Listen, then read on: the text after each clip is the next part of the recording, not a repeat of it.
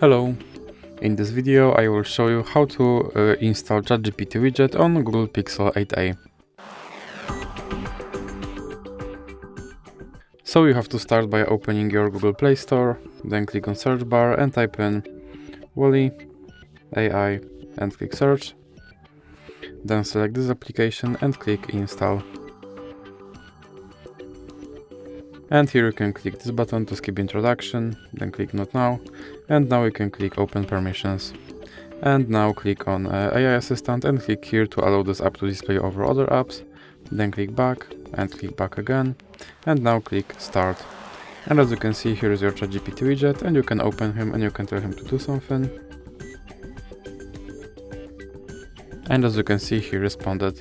And if you want to remove him from your screen, just drag him into the X icon in the middle.